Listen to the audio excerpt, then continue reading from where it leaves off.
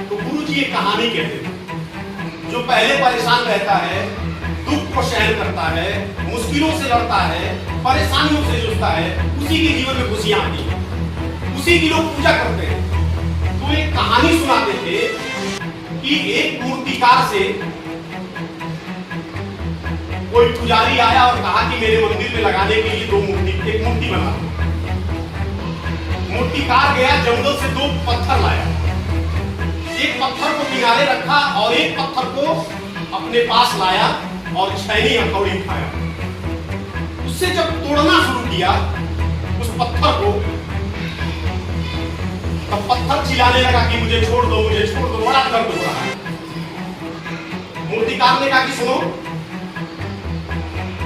तुमको दर्द तो हो रहा है, लेकिन तुमको मैं बनाऊंगा मूर्ति भगवान की और मंदिरों में तुम पूजे जाओगे।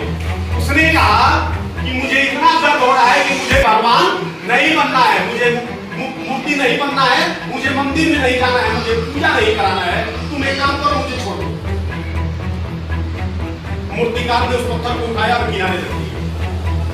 फिर दूसरे पत्थर को उठाया और उसको जब छैनी हथौड़ी से मूर्ति का स्वरूप देने लगा, कुछ देर के बाद मूर्तिकार पूछा पत्थर से कि अब बताओ कि तुमको भी दर्द हो रहा है?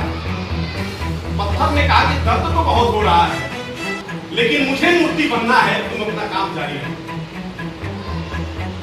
मूर्तिकार अपना काम जारी रखा और कुछ समय के बाद वो पत्थर मूर्ति का स्वरूप धारण कर लिया। मंदिर के पुजारी आए, पत्थर को ले गए और मंदिर में प्राण प्रतिष्ठा कराई। अब धीरे धीरे लोग आने लगे और उस मूर्ति की पूजा करने लगे। कोई अगरबत्ती दिखाता, कोई माला पहनाता, कोई माथा पटकता। और वो जो पत्थर जो दर्द के कारण मूर्ति बनने से इनकार कर दिया था, उस पत्थर को लाकर के उस मंदिर के बाहर रखा गया।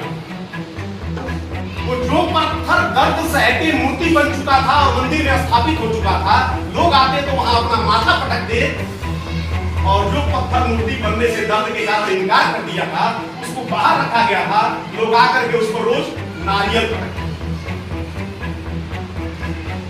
यह दृश्य देख करके जो अंदर मंदिर में मूर्ति लगी थी, वो मुस्कुराने लगी। बाहर वाला पत्थर कहा, क्यों हंस रहे हो? उसने कहा कि हंस इसलिए रहा हूं कि जिस समय मूर्तिकार तुमको छैनी हथौड़ी से दर्द दे रहा था, अगर उस दर्द को तुमने सहन कर लिया होता उस समय, तो आज ये दर्द तुमको सहना नहीं।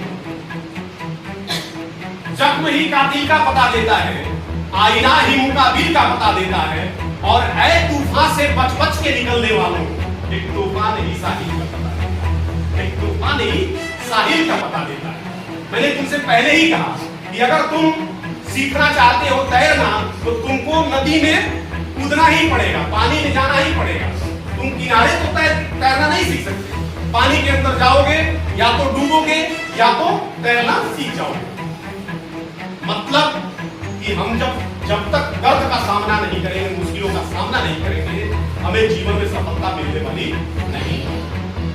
जब ये पहले 15 साल, ये पहले 15-20 साल जो पढ़ाई का काल है, जिसको हम ब्रह्मचर्य काल कहते हैं, इस काल में अगर अपना दिमाग एक जगह तुमने केंद्रित कर लिया, अगर इस काल में तुमने केवल शिक्षा को जी लिया, तो आने वाला 60 साल 50 साल वो तुम्हारा होगा, तुम्हारी मुट्ठी में होगा और तुम्हारी हर आवश्यकताओं की पूर्ति कराएगा। लेकिन यही 15-20 साल अगर तुमने मस्ती में गुजार दिया,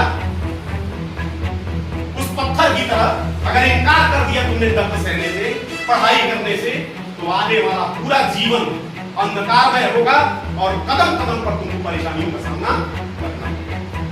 इसलिए हमें जो आज का समय है उसको पूरी तरह से जीना है। पढ़ाई में मन नहीं लगता है अमूमन लोगों को, बच्चों को तो बिल्कुल नहीं। उन्हीं बच्चों में से जिन बच्चों ने पढ़ाई में अपना दिल जान लगा दिया, ये मान लिया कि यही मेरा जाने मन है, इसी से हमको मोहब्बत करना है, इसी को हमको याद करना है और इसी को हमेशा अपने दिमाग पे याद रखना है, तो समझ लो कि वो तुम्हारा जीवन बनाने के लिए तैयार है। वो इंतजार कर रहा है कि तुम्हारा दिल कब हमसे लगे कि हम तुम्हारा जीवन बना दें, तुम्हारी जिंदगी बना दें। तो कोशिश करो कि आज का जो समय है उसको पूरी तरह से अपना ध्यान इधर उधर भटकाने के बजाय सीधे सीधे किताबों में लगाओ, शिक्षा में अपने जीवन को खपाओ।